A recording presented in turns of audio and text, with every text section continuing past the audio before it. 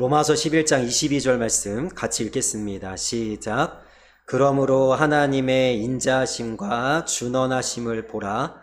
넘어지는 자들에게는 준엄하심이 있으니 너희가 만일 하나님의 인자하심에 머물러 있으면 그 인자가 너희에게 있으리라. 그렇지 않으면 너도 찍히는 바 되리라. 아멘. 하나님의 인자하심을 보라 이러면 아멘이에요. 우리는 이런 주제를 너무나 좋아합니다. 하나님 인자하시다, 자비로우시다, 하나님 사랑이 많으시다, 은혜가 풍성하시다. 우리는 이런 주제를 너무나 좋아합니다. 그런데 오늘 뭐를 또 보라 그러냐면 하나님의 인자하심만 보라고 하지 않고 준엄하심을 보라고 이야기합니다. 사실은 잘 아멘이 안 나옵니다. 하나님의 준엄하심? 네. 하나님의 준엄하심을 별로 보고 싶지 않아요. 네. 그럼 왜 하나님께서는요, 하나님의 인자하심만을 보라고 하지 아니하시고 왜 인자하심과 동시에 준엄하심도 보라고 말씀하실까요? 이 두 가지의 균형이 필요하기 때문입니다. 저는 목사로 살고 있습니다. 저만 특별해서 저만 목사로 살고 있다 이렇게 얘기하는 게 아니라 우리 성도님들 그리스도인으로 하나님의 자녀로 하나님을 믿는 주님을 따라가는 주님의 제자로 살아가고 계시죠. 근데 저한테 왜 당신은 목사로 삽니까? 라고 물어보면 먼저 근거는 하나님의 인자하심이 있습니다. 저는 제가 얼마나 주님께 많은 빚을 진 자인지를 알아요. 제가 부교역자 때 한번 담임 목사님 속을 굉장히 많이 썩인 적이 있습니다. 그랬다가 제가 이제 정신을 차리고 돌아왔더니 담임 목사님이 이제 그 금요기도회를 인도하고 계셨어요. 금요기도회 때 제가 돌아왔더니 아직도 그 찬양이 생각이 나요. 주님의 빚진 자라는 찬양을 부르셨거든요. 근데 그 찬양만 제가 부르면 눈물이 납니다. 주님의 빚진 자 되어 평생 갚아도 빚진 자 되어 죄악에 썩은 이 육신을 주님이 부르셨네. 그러니까 내가 선택받았다는, 내가 하나님의 사람이 됐다는 이 은혜에 대해서 감격하기 때문에 달려나가는 부분이 있거든요. 그런데 여러분, 이렇게 하나님의 은혜에 감사해서 달려나가는 부분만 있으면 추진력이 별로 없습니다. 무엇이 또 필요하냐면요, 하나님을 두려워하는 마음이 필요해요. 내가 만약에 이 맡겨진 교회를 제대로 이끌어가지 못하면, 내가 우리 성도님들을 잘 돌보지 못하면, 내가 기도를 제대로 하지 않는 그런 사명을 잘 감당하지 못하면 하나님의 준엄하심이 나를 바라보고 나에게 어떻게 하실지를 두려워하는 마음 때문에 달려가는 부분도 있습니다. 여러분, 여기에서는 두 가지의 균형이 필요해요. 성경은 이 두 가지 균형에 대해서 계속해서 이야기하고 있거든요. 한 가지 예를 들어볼까요? 여러분, 예수님이 부활하시고 나서 제일 먼저 예수님이 부활하셨다는 소식을 들은 사람들이 누구냐면 여인들입니다. 이 여인들에게 예수님이 말씀하십니다. 뭐라고 말씀하시냐면, 너는 내가 다시 살아났다는 소식을 제자들에게 가서 알려라 라고 할 때, 여러분, 성경은 뭐라고 이야기하면 이렇게 얘기합니다. 여인들이 기뻐하며 심히 두려워하여. 여러분, 기뻐하는 건 이해가 되죠? 예수님 다시 살아나셨다니까요. 그런데 여인들에게 또 어떤 마음이 있어요? 심히 두려워하는 마음이 있어요. 왜? 인간의 생각과 상상을 뛰어넘는 죽은 예수님이 다시 살아난 일이 생겼으니 그 하나님이 얼마나 전능하신가, 얼마나 위대하신가, 그 앞에서 벌벌 떠는 경외함이 생기기 때문입니다. 여러분, 우리는 매일 성경을 통해서 이사야서를 살펴보고 있습니다. 여러분, 이사야 6장에 보면 이사야가 하나님의 성전에서 하나님 앞에 소명을 받는 장면이 나옵니다. 여러분, 이사야가 하나님을 만났어요. 여러분, 이사야는 기뻐하지 않았어요. 뭐라고 얘기했습니까? 나는 입술이 부정한 자요, 입술이 부정한 백성들 가운데 살면서 하나님을 만났으니 나는 이제 죽겠구나. 그럼 우리를 이끌어가는 한 측면은 뭐냐면 하나님의 준엄하심입니다. 오늘 이 배경을 좀 생각해 보셔야 됩니다. 로마서라는 이 서신서는 신약 성경에 있어서 가장 권위 있는 책 중에 하나입니다. 특별히 바울의 서신 중에 가장 많이 다뤄지고 가장 많이 연구되고 가장 많은 논문이 지금도 발표되고 있는 것, 여전히 새롭게 또다시 발견되는 이 서신서가 바로 로마서거든요. 이 로마서는요, 복음의 진수가 담겨 있다고 이야기합니다. 여러분, 로마서가 없으면 우리는 예수님의 십자가 부활에 대해서 부분적으로만 알 거예요. 그러나 바울이 다 정리해 주었습니다.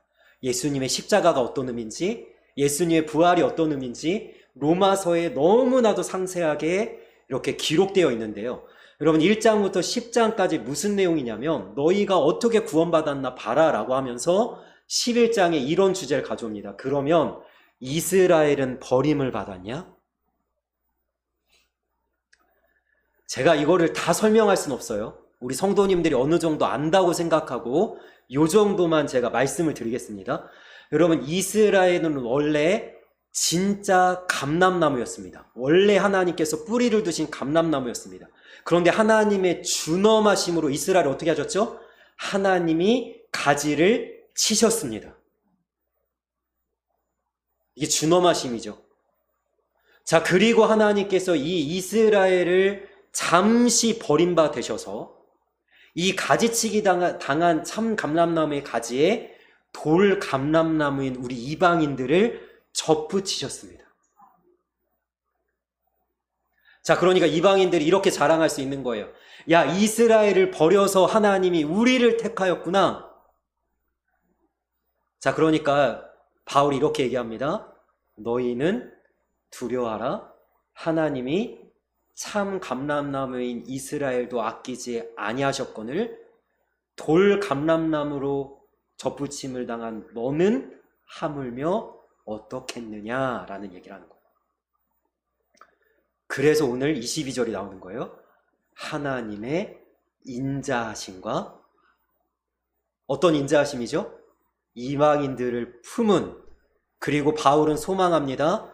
버림받았던 이스라엘이 끝내 버림당한 것이 아니라 하나님의 때가 이르면 이방인들의 구원하는 수가 차면 다시 이스라엘 하나님께서 다시 접붙이셔서 하나님 구원하시라는 소망이 있어요. 준엄하심에 대한 두려움으로 너희는 하나님 앞에 서 있으라고 이야기합니다. 사무엘상 2장 30절에는 엘리 제사장을 향해서 하나님께서 이런 말씀을 하시죠. 어떤 말씀을 하시냐면 나는 나를 가까이 하는 자를 가까이 하고 나를 경외하는 자를 나는 가까이 하고 나를 멸시하는 자는 나는 경멸하리라 말씀하시죠. 여러분, 인자하심이에요. 하나님과의 관계에 있습니다. 내가 하나님을 어떻게 대하느냐에 따라 하나님이 나를 대해 주시는데, 내가 하나님을 친밀하게 친근하게 하나님 가까이 가면 어떻게 돼요? 하나님의 인자하심을 경험해요. 그런데 내가 하나님을 멸시하거나 경멸하거나 하나님을 두려워하지 않거나 하면 하나님도 나를 멸시하실 것입니다. 여러분이 하나님의 준엄하심이 이 세상을 이끌어 가시는 하나님의 방법입니다. 하나님은 온 세상을 품을 만한 넓은 마음으로 모든 사람이 구원에 이르시기를 바라는 인자하심을 갖고 계시지만, 또 하나님은 뭐도 갖고 계시냐면 의로운 분노도 갖고 계세요. 이 세상에 불의를 행하는 자, 악을 행하는 자, 죄를 행하는 자 하나님이 두고 보시지 않고 그들의 모든 행위대로 갚으실 마음을 작정하고 계신 분이 바로 하나님이십니다. 여러분, 하나님은 의로운 분노로 가득하신데 그분은 고통받는 사람들의 일에 개입하도록 우리를 부르십니다. 많은 사람들이 그런 이야기를 하죠. 하나님이 살아계시면 어떻게 세상이 이렇게 불의하냐고.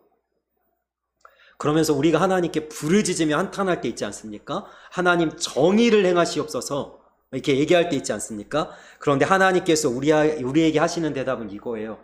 나는 이미 조치를 취했다. 바로 너희를 창조한 것이다.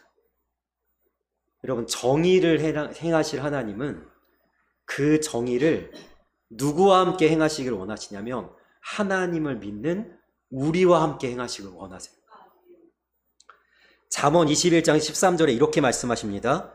귀를 막고 가난한 자가 부르짖는 소리를 듣지 아니하면 자기가 부르짖을 때에도 들을 자가 없으리라. 여러분, 이 세상이 하나님의 준엄하심으로 정의가 펼쳐지길 원하세요? 그러면 내가 있는 자리에서 내가 먼저 정의를 행해야 됩니다. 우리 하나님께서 기뻐하는 금식에 대해서 제가 현대인의 성경으로 이사야 58장 6절부터 9절 말씀 읽어드리겠습니다. 내가 기뻐하는 금식은 압박의 사슬을 풀어주고 모든 멍에를 꺾어버리며 억압당하는 자를 자유롭게 하는 것이다. 너희는 굶주린 자에게 너희 음식을 나눠주고 집 없이 떠돌아다니는 가난한 사람을 너희 집으로 맞아들이며 헐벗은 자를 보면 입히고 도움이 필요한 너희 친척이 있으면 외면하지 말고 도와주어라. 그러면 내 은혜의 빛이 아침 햇살처럼 너희에게 비칠 것이니 너희 상처가 속히 치료되고 내가 항상 너희와 함께하여 사방으로 너희를 보호하겠다. 그리고 너희가 기도할 때 내가 응답할 것이며 너희가 도와달라고 부르짖을 때 내가 여기 있다 하고 대답할 것이다. 아멘. 여러분, 하나님의 정의는 내가 내 주변에 있는 도움이 필요한 누군가를 품으면서 시작되는 겁니다. 그냥 하나님이 신적인 개입으로 이 세상의 가난한 자들을 다 먹이시고 입히심으로 이 세상의 가난한 자들 싸그리 없애시려고 하는 것이 아니라 하나님과 동역하는 우리를 부르셔서 우리가 있는 그 자리에 도움이 필요한 자들을 돕게 하심으로 하나님의 정의를 실현시키기를 원하세요. 그것이 하나님께서 우리를 부르신 목적 중에 하나입니다. 여러분, 그래서 좀 전에 우리가 그 찬양을 한 거예요. 460장 찬양에 약한 자 힘주시고 강한 자 바르게, 억압당하는 그곳에 주님이 계시니 주님의 나라가 그곳에 임하게 될 것입니다. 여러분, 그 일을 해야 될 것이 바로 우리예요. 그 김미진 강사님이란 분이 계신데요. 그분이 한 가지 운동하는 게 있어요. 그게 뭐냐면 5km라는 운동입니다. 5km. 그런데 이게 뭐냐면 이 교회 주변에 5km 안에 배고파서 굶어 죽는 사람이 없게 하는 것이 그분이 하시는 운동 중에 하나거든요. 여러분, 참 놀랍지 않습니까? 내 주변으로 가난한 사람이 없게 하겠다. 헐벗어 굶주리는 사람이 없게 하겠다. 어쩌면 이것이 하나님의 마음입니다. 여러분, 하나님은 사랑이 많으시고 정의를 행하기를 원하시는데, 여러분, 그래서 우리에게도 요구하십니다. 너도 사랑하고 내 정의를 너 있는 그 자리에서 실현하면서 살아라 말씀하십니다. 여러분, 하나님의 사랑을 받았으니 마땅히 사랑을 베푸는 자가 되시고 하나님의 준엄하심을 두려워하는 자가 되었으니 우리가 있는 그 자리에서 조금이라도 하나님의 정의를 펼쳐나갈 수 있는, 그렇게 조금이나마 하나님의 나라를 이루어갈 수 있는 하나님의 사람들이 되시기를 주님의 이름으로 소망하며 축복하며 축원합니다. 아멘.